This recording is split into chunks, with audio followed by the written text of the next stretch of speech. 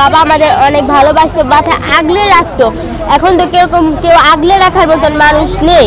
আমার মামার মরার 2 দিন আগে আমার মামার দোকানে হামলাও করা হয়েছিল। চলো ওনে বসে ব্যবসা শেয়ার দিবা, নাইলে চাঁদা যে কোনো একটা দিতে হইব।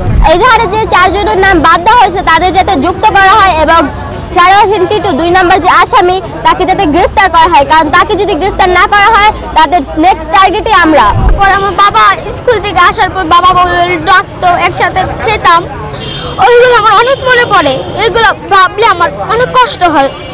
আচ্ছা, একটু বলবেন যে গণমাধ্যমে আপনারা আমরা আসলে জানতে পারিনি সে কিভাবে ঘটনা ঘটছে, একটু বলবেন যে কিভাবে আসলে ওনারা প্ল্যান করে এরকমটা করা হয়েছে। ওনার ব্যবসা নিয়ে ওনারা বলছিল ব্যবসা শেয়ার দিতে হইব, আর নাহলে চাঁদা দিতে হইব 2 লাখ টাকা করে মাসে। তো আমার হাজবেন্ড কাছে আমি কোনোটাই দিব না, ঠিক আছে। এইগুলো নিয়ে ওনার সাথে অনেক দিন ধরে হয়তো বা ঝামেলা চলতেছিল টুকিটাকি।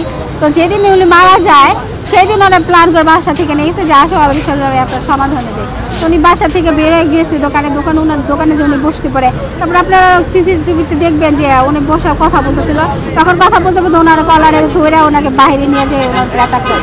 তারপরে থেকে এখান থেকে নিয়ে 3 নম্বর গেটে মিটফোর্ডে নিয়ে যায়, ওনারা এই যে নিঃসঙ্গভাবে বড় পাথর দিয়ে অ্যাটাক করে।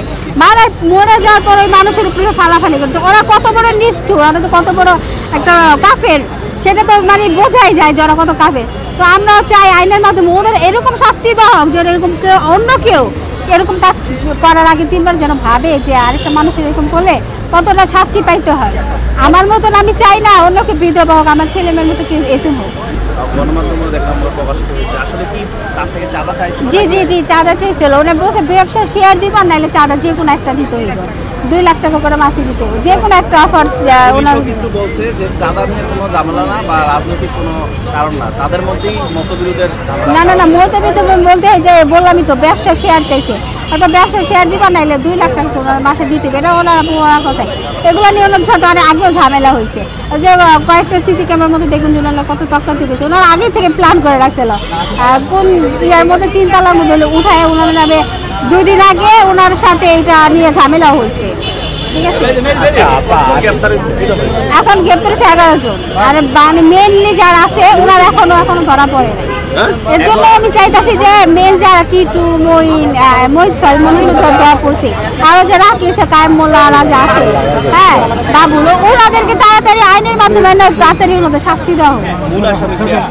মূল আসামি টিটু, ভাইয়া রনি, এরা ওনারা। আচ্ছা, আপনি কি মনে করছেন যে ধামা চাপা দেওয়ার জন্য কি চাঁদাবাজের ইস্যুটা কম? হ্যাঁ ধামা চাপার দেওয়ার জন্যই তো চাঁদাটা বলতেছে যে নাম এজাহারে দেওয়া ছিল, তারপরে আবার পরবর্তী এজাহারে নাম নাই কেন, এদের নাম কি জন্য না? এখন আমার মনে হইতেছে তো ওনারা তো এখন বাইরে সুন্দরভাবে ঘুরতেছে, ওনারা তো বুক ফেলেছে যে আমাদের ধরতে পারবো না বা আমাদেরকে কিছু করতেছে না, ঠিক আছে। এখন আপনারা আসলে আপনাদের থেকে কোনো হুমকি ধমকি দেওয়া হচ্ছে কিনা তাদের? হ্যাঁ, আমাদেরকে হুমকি দেওয়া হইতেছে, মানে কি হুমকি দেওয়া হইতেছে না, হুমকির মধ্যে আছি, কারণ ওরা তো ধরা পড়তেছে না।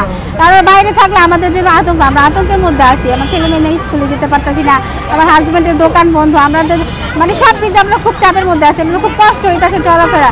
একটা মানুষ গার্জেন যদি না থাকে তাহলে তো বুঝতে পারতেছেন যে ওনাদের সংসারটা চলতেছে কত কষ্ট হয়, ঠিক আছে। আমার হাজব্যান্ড আমাদের একজন উপার্জন করার মানুষ ছিল, তা আমার হাজব্যান্ড এখন আমরা খুব কষ্ট আছি, টাকা পয়সা ওখানে কিন্তু সমস্যা আছে, দোকানপাট খুলতে পারতেছে না, আমার ছেলে মেয়েদের খুব অসহায় এখন। তাই চাইতেছি আইনের মাধ্যমে তাড়াতাড়ি ওদেরকে ধরা, ওদের একটা শাস্তি দেওয়া হোক। আমি আমার বাবাকে ছাড়া মানে দিনগুলো অনেক খারাপ কাটে, কারণ আমার বাবা আমাদের অনেক ভালোবাসতো, মাথায় আগলে রাখতো। এখন তো কেউ আগলে রাখার মতন মানুষ নেই। আমার যে বোন ভাই আমাদের পাশে দাঁড়িয়েছে, তাদের মানে তারা আমার যে রক্ত সম্পর্ক, তারা সবাই আমাদের পাশে দাঁড়িয়েছে। যাদের রক্ত সম্পর্ক নেই তারাও আমাদের পাশে দাঁড়িয়েছে। সবাইকে ধন্যবাদ আমাদের পাশে দাঁড়ানোর জন্য। আজকে মূলত এখানে কেন আসছো তোমরা? আমরা মানববন্ধন করার জন্য আসছি যে এজাহারে যে 4 জনের নাম বাদ দেওয়া হয়েছে তাদের যাতে যুক্ত করা হয় এবং শাহরাওয়াসিন টিটু 2 নম্বর যে আসামি তাকে যাতে গ্রেফতার করা হয়, কারণ তাকে যদি গ্রেফতার না করা হয় তাদের নেক্সট টার্গেটই আমরা। আতঙ্কে বাইরে বেরোতে পারছি না, আমি স্কুলে যেতে পারছি না, আমার পড়ালেখার ক্ষতি হচ্ছে। কোন 4 জন মানে বাতিল করা হয়েছে, নামগুলো যদি বলতে?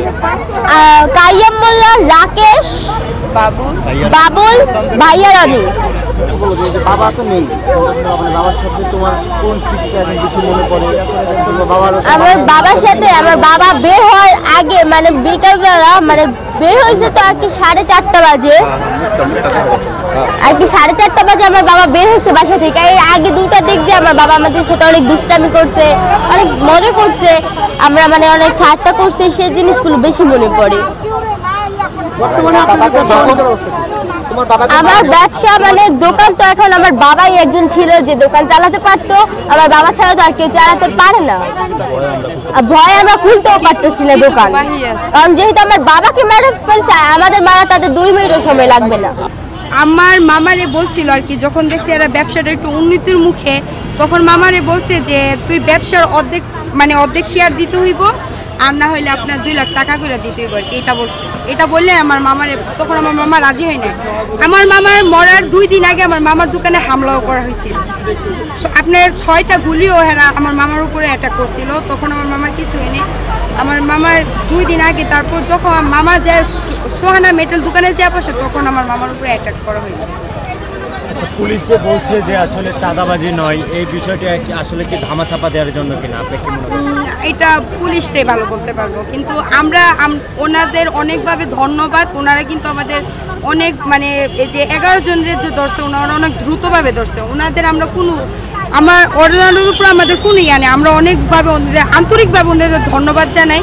আমাদের একটাই দেবে, এজাহারে যে 4 জন নাম বাদ দেওয়া হয়েছে, ওদেরকে বাবুল আর রাকেশ, কাইমুল্লাহ আর যে রনি, আনোয়ার হক রনি, ওনাকে এই যে আনোয়ার হক রনি, উনি যারা বাহিরেও আছে, যারা কল্যাণী লাগতেছে, তাদেরকেও তাড়াতাড়ি ধরা হোক, আমরা এটাই চাই।